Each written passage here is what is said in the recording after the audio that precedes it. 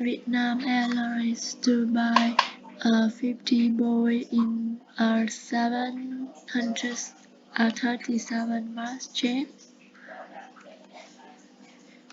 Vietnam Airlines is set to sign a US $10 billion deal with US aviation giant Boeing to buy 50 737 MAX narrow-body aircraft.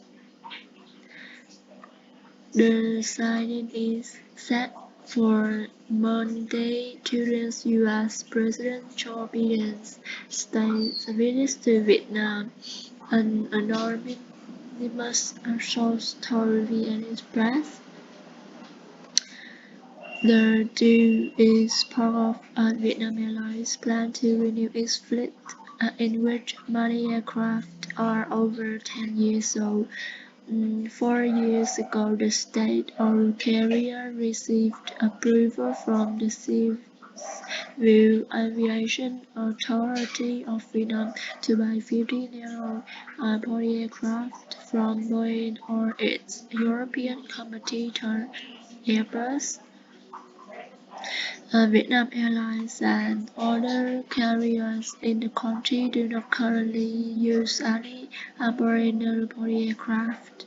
Vietnam Airlines' 90 jet fleet is made up of the narrow-body Airbus A321 and wide-body Boeing 787 Dreamliner. The Boeing 737 MAX can carry between 210 and 230 passengers and has a range of around 3,000 kilometers.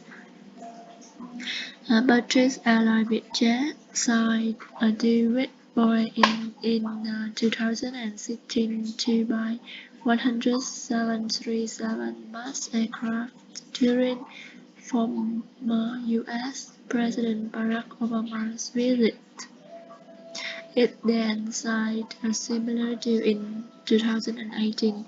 Industry insiders say buying new jets is not easy now since Boeing and Airbus have full orders booked for until 2030.